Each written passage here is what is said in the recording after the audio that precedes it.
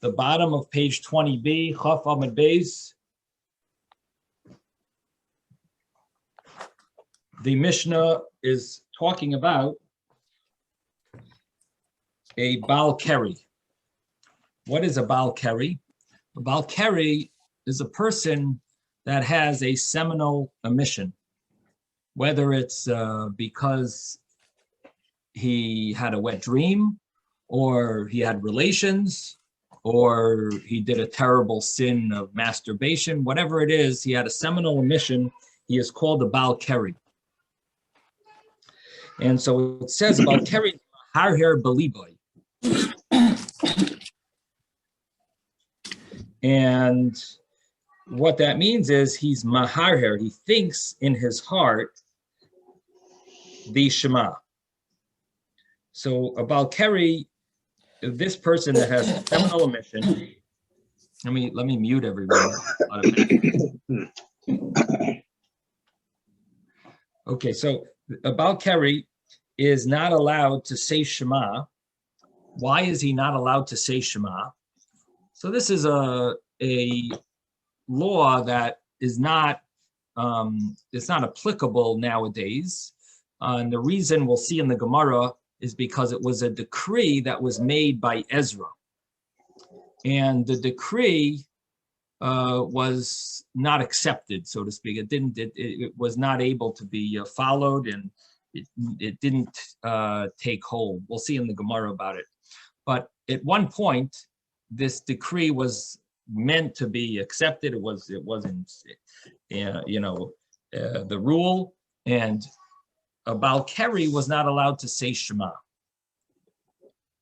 However, the law was that he should think it in his mind. And the term in the Gemara for that, or in the Mishnah, is maharher beliba. He thinks it in his heart. And that's how he fulfills the mitzvah of Shema. When the time comes to say Shema, which means he would be careful to think it in his mind at the right time. In other words, the time of Shema comes, and he's going to now think the Shema, but he doesn't make the bracha before. He doesn't recite the bracha before or after.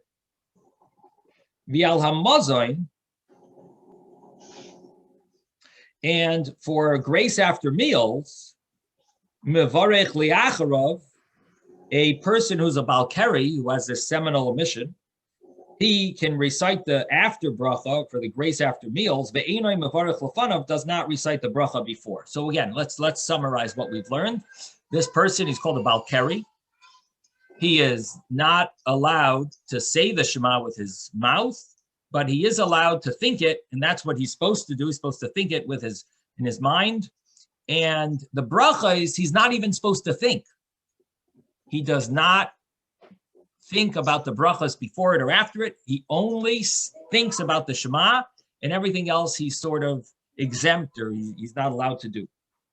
Regarding grace after meal, he does not recite the blessing before the meal, does not even think about it.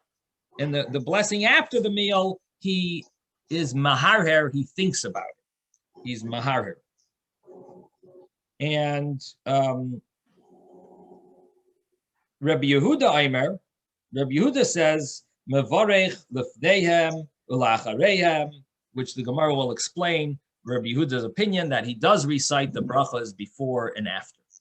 So that's the Mishnah. And what this Mishnah touches upon is a famous question: if hirhur is kedibur dummy or it's not kedibur dummy. Is thought considered like saying it, or is it not considered like saying it? And from our Mishnah, it comes out somewhere in the middle. Because on the one hand, we tell you that you are allowed to think the Shema, which makes it sound like you're fulfilling the mitzvah of Shema with thinking. So thinking is like saying it. But on the other hand, if it's like saying it, why can't you just say it then? If it is like saying it, then let him just say it. And if it's not considered like saying it, so then what is he gaining by thinking it if it's not considered like saying it? So that's something the Gemara is going to deal with. Yehuda, you have a question? Rabbi? No, 1 second, Yehuda. Yeah, I did, but you answered it. Oh, okay. Moshe, your turn. According to Dibor and Kior, as if you said it, vocalizing, and as if you said it. The Kerry might as well vocalize it if he's thinking it. This is what the Rebbeim are saying, actually, isn't it? Basically, Rabbi Yehuda. Right. Again, the Rabbi Yehuda will speak about, will understand his reasoning in the Gemara, but he says you should say the brachos. Yeah. You should say the berachot. Yeah. Okay.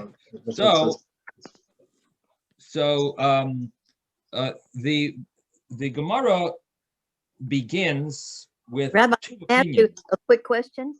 Is this Yeah. a form of punishment to the person that they're not No, they're not no.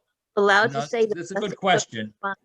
That's a good question. It's not a punishment because there's nothing wrong with a person to be with their wife. It's a mitzvah, so it's not a punishment. It's a good question. I'm confused. So It's not a punishment.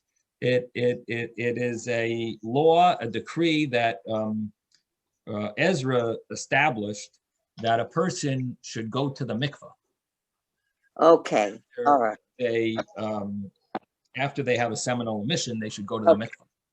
Now, No, normally, I will say this: normally, the mikvah is not really purifying a person completely until the sun sets, and that's when they become pure for many things. However, here this is a special decree, and all you needed to do was go to the mikvah, and after that, you're already pure enough to recite blessings and do all the mitzvahs.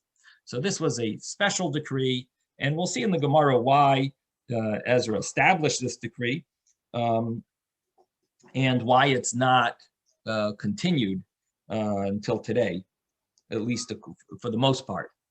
The Gemara now has two opinions of how to understand the Mishnah. Ezra. Does the Gemara cover the source that Ezra uses? Yeah, I mean, we'll soon see. Yeah, okay. We'll soon see a one of the ideas, one of the sources in the fourth line of the Gemara, and then there's more logic to it as well later on. So the Gemara begins with Ravina and Rav Chizda. Ravina starts off, and he understands the Mishnah one way, and Rav Chizda is going to understand it the opposite way. Amar Ravina. Ravina says, Zoisei Meres. We see from here that hear her kedibur dami, that thought is like speech. You see that from the Mishnah. Di'i sal kadaitoch lav kedibur dami, because if you're going to think, if it'll go up in your mind, in other words, if you will think that it's not considered like speech, lama maharir, what is he gaining by thinking it? Why would we tell him, think the Shema? You're not fulfilling a mitzvah, so why should you think it? Elamai, what must it be? Rather, it must be, hear her is kedibur dami, hear her is like speech. Now, actually, it's a question. I should read it a little differently. Elamai, rather, what must it be? Hear her kedibur dami, hear her thought is considered like speech? Yoitzi bispasav. Let him say it with his mouth. If it is considered like speech, let him say it. If it's really like speech. So again, if it's not like speech, why is he saying it? The Gemara says, oh, so it is like speech. So let him say it. If it is like speech, if it's like saying it, so if he's allowed to think it, that means he should be allowed to say it also. It's the same thing. It's considered the same in according to Jewish law. Thought is considered like speech. So then once you're able to think it, you should just say it. So the Gemara answers Kida Ashkechon b'Sinai, that the source of this is based like we find at Sinai, which means Sinai is the source. Har Sinai is the source of this idea. It's not exactly the, it doesn't mean that this is a biblical rule. It doesn't mean that that at Sinai, this was the exact law that was established. No, but the idea we see from Sinai. What idea do we see at Har Sinai? What we see there is what happened. Moses had told the Jewish people they have to separate from their wives for 3 days, and they needed to go to the mikvah. So what we see from there is that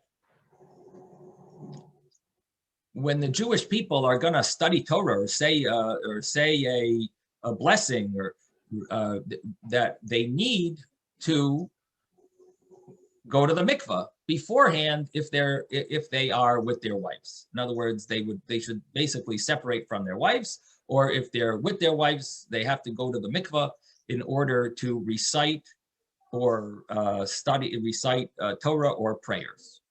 That's what we see at Sinai, because at Sinai, there was a rule, don't come close to your wives for the separation, and they went to the mikvah.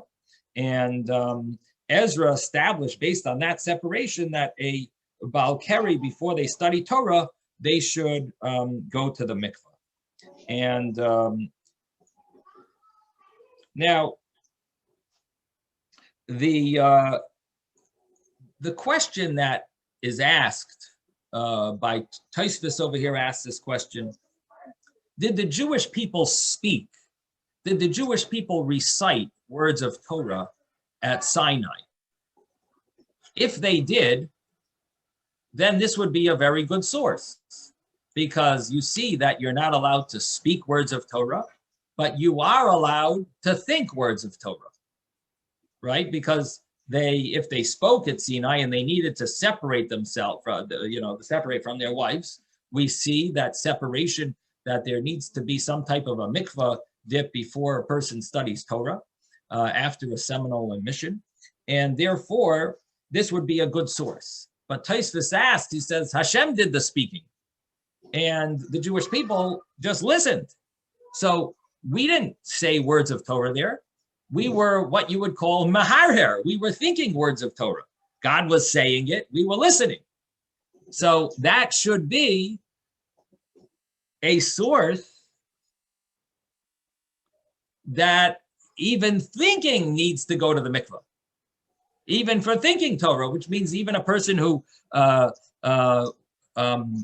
person who is not going to say the Shema, they also can't think it, because look at what happened at Sinai. They had to separate from their wives in order to think words of Torah, because Hashem was the one speaking. So the answer Tosfos gives is a very interesting answer, that there's two laws, very similar laws. One is called Shema Koina. One is called that if someone has you in mind and you are listening, it's considered like you said it. That's called speaking. There's another law that you're just thinking about the words. And that is a question in our Gemara, is hirhur kedibur dami, is that like speaking or not? So again, when Hashem said the 10 commandments and we listened, and he was, so to speak, speaking to us, we were listening, we're called a Shemea Kohen. It's as if we said the words of the Torah. And there, what do we see there? They needed to separate from their spouses. And what we see is, that would be a source that to say words of Torah, you need to go to the mikvah first. That would be a good source. However, in order to think of words of Torah, for example, a person wants to say the Shema, for that, you could think words of Shema, even if you did not go to the mikvah after you had the seminal emission, you could still think the words of Shema and fulfill the mitzvah of, or to a certain extent, fulfill the mitzvah of Shema. At least according to this opinion, Rava, is hirhur is kedibur dami, you are fulfilling the mitzvah of Shema, but we still tell you don't say the words of Shema, because that's what we found at Sinai. At Sinai, it was like you were saying the words there, and that's a problem. But to think the words of Shema, that is not a problem. And that's why there's a difference, even though hear her is Kedibur Dami, you are fulfilling the mitzvah according to this opinion. You're fulfilling the mitzvah of reciting the Shema, but it's not a problem that you had a seminal emission because, and you didn't go to mikvah because you're only thinking it. And at Sinai, the only law that we saw at Sinai was when you actually say words or Shema Koiner, you're listening and fulfilling your commandment. That's a problem. But if you're just thinking it, this is not a problem. So that's the first piece, the first opinion. Rav Chizda, Susan, do you have a question? I see you. Yes. Both the men and the women had to separate and go to their each mikvah. In other words, the men had a men's mikvah and the women had a for the women at Sinai. That's what you're telling me. That they had to separate and they both had to go to their designated mikvahs in order to. Correct. There is two mikvahs, and a woman needed to make sure that there was no semen that was on her, was touching her, so to speak, and a man had to make sure that they were both pure, and they both went to the mikvah. Rabbi, yes, there's got to be a takana. There's got to be a repair, with the Bowel, Kerry, before, because otherwise it's asur for him to be learning any kind of Torah. But the learning, he because he is tuma, it's not he's not yotzi on the for even thinking it. Or is he yotzi for saying it or for thinking it? The Balkari. He's not able to. I'm not sure what you're asking. Ravina says that Hirhur is Kedimur Dami. What we just said was that thinking is considered like saying it, so he has fulfilled his obligation of Shema. Even if he's thinking it. That's what it says. That's what Ravina understands from the Mishnah. He has fulfilled his obligation. Well, isn't it it's the Raisa, the Shema is the Raisa. So how can he fulfill? So how can he be fulfilling it? Is it Rabbanan? That he's, this is. So what is your source that biblically you need to say it and not think it? What's your source? Because maybe thinking is considered like saying it. In other words, you're coming with the assumption that thinking is not like saying it, and therefore you're wondering, this is biblical. How could it work if you're thinking it and you're not saying it? You're asking a strong question based on your assumption that thinking is not like saying. But if you hold that thinking is like saying it, then it's not such a problem. Shema, you're supposed to say. Shema, you're and thinking is like saying it. Or maybe Shema, all you need to do is think it. I see Ruben has a very deep question over here. Looks like complicated. Let's see. How is it a proof when it doesn't say that the Yidden thought, nor does it say that they spoke? As in, you're asking a good question, Ruben, and the point is that it's not a full-fledged proof. This is just a example that Ezra took based on Sinai. It's not a proof. There's no source in the Torah that you need to go to the mikvah before you say Shema or recite words of Torah. There's no source. It's not a source. It's what Ezra relied on as a hint that you see this idea there, but it's not a biblical rule. It's just he found some type of something to base it on, something to lean it on, I should say, not even a base. It's more like something to lean it on. And this is a place where he's leaning it on. Okay, so this is the first opinion, Ravina. Then we have Rav Chizda Amar, and Rav Chizda says, and this I think Moshe will be very happy with this opinion. Rav Chizda Amar, hear her lav kedibur dami. Thinking is not considered like saying it. And what is his proof? The isalka daitoch hear her kedibur dami, because if you say hear her is like speech, thinking is like saying it, then Yaitzi Bisvasav, let him say it.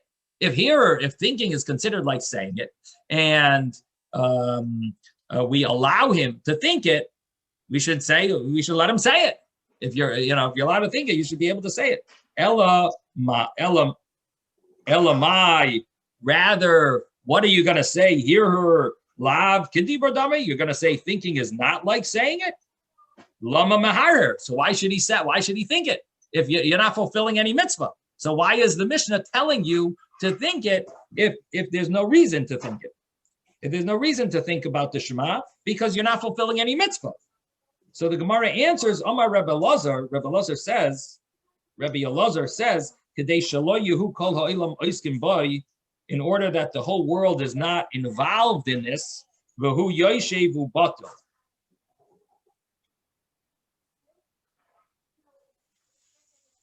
And he is sitting there doing nothing. Everyone else is involved in saying the Shema, and he is sitting there and batel, doing nothing. V'nigrais b'pirka achrina, and let him study another chapter in something that's not considered, let him study something else that's not the Shema. And on the side it says laws of derech eretz, laws of modesty and etiquette and proper way of living. And why are we telling him to say the Shema specifically? Amar Rav Ada bar Ava b'davar she'atzibar oiskin b'y. He should be involved in what the community is doing. He should be involved specifically in that topic, which means they're saying the Shema. He should also say the Shema. And this is a source in the Rush, in the back of the Gemara. This is a source that if you find the community reciting the Shema, you should say the Shema with them, even if you davened already. You go to shul and you see they're saying the Shema. This is a source that you should say the Shema with them, from this opinion here, that even though you might not even be fulfilling the mitzvah, but at least you should think of the Shema because that's what they're doing. You should be thinking it with them. So we learn from this that the importance of doing together with the community. If they're saying the Shema and accepting the yoke of heaven, you should also do the same thing, even if you have fulfilled your obligation already. So this is the two opinions in the Gemara. The first opinion was Ravina. He said thought is considered like speech, and the only reason why he's not saying it is because Ezra made a takana. You can't say it based on Sinai. You can't say it, but you would be allowed to think it, even though thinking it is considered like saying it. Nevertheless, the decree was only on saying the Shema, but not on thinking the Shema. And for that matter, you're not even supposed to think the blessings or anything else. The Shema is what we allow you to think. But other matters that aren't biblical, we don't have you thinking them. And the other opinion is you're really not fulfilling anything by thinking. And the only reason we're telling you to think it is because that's what everyone else is doing. And you should also participate. How are you? Okay, so let me just mute everyone here. Now, what is the idea of thinking and speaking? How does this apply? So first of all, this is a big discussion in the commentaries. There's a Rambam that mentions in Maimonides, he brings down the law. Generally, we say, like Moshe was thinking, that thought is not fulfilling the mitzvah. You need to recite. You need to recite words. That's generally the opinion. Hear her aloud to Dibur Dami. We see in Taisvis. Taisvis says that the Rach holds that thought is not considered like speech, and therefore you normally will need to recite it. You normally need to recite everything, the blessings and the Shema, you under normal circumstances, can you fulfill the mitzvah of Shema with just thinking it? And can you fulfill davening with just thinking? A lot of people, they're not aware of this, and they think that they're just looking at the words, and that's good enough. They're reading the siddur with their eyes, but they're not really saying the words. That is not fulfilling the mitzvah. This is not, the halacha is that her is lav kedibur dami. It's not considered like saying it, and therefore a person is supposed to recite the words of their prayers and the words of Torah. You're supposed to say it. That's the halacha. There is a Rambam that mentions that when it comes to Brochos, he says that you could, if you think it when you're in your mind, you fulfilled the mitzvah. And all the commentaries question, how could you say such a thing? How could the Rambam say that thinking it with your mind is fulfilling the mitzvah? We know the halacha, follows Rav Chizda here alav kedibur dami, and the Rambam himself mentions that on numerous on other occasions with regard to Shema, and thinking it doesn't work. So why all of a sudden when it comes to Brochos does the Rambam say that if you think it, you have fulfilled the mitzvah? And on a simple level, you could say that the Rambam holds that when it comes to rabbinic matters, maybe there is such an opinion that when it comes to rabbinic matters, we do say thinking is considered like saying it, and therefore for blessings, maybe you would fulfill your obligation. Doesn't it say v'dibarta b'hem? Oh, very good. I don't know who's talking. I can't see. Who is that? Raymond. Oh, is that Raymond? Raymond. Yeah, very good, very good. Yeah, so, I was going to say that. So the Shagas Aryeh actually says what Raymond just said. Very nice. That the difference between Shema and Brachos is that Shema, it says ledaber bam, and because it says the word dibor, it says speech. Therefore, Shema needs to hear her lav kedibur dami. Thinking is not considered like saying it because it says specifically you need to say it. But when it comes to other brachas, even like benching, even biblical blessings, like uveirachta, you should bless. It doesn't say how to bless. Bless could be maybe with thought. And therefore, the Rambam maybe is relying on the fact that it says by Shema v'dibarta ba ledaber ba, and therefore it needs to be speech. But when it comes to other brachas, maybe you could fulfill it with without speech because it just says uveirachta, and prayer is la'avdai to serve Hashem.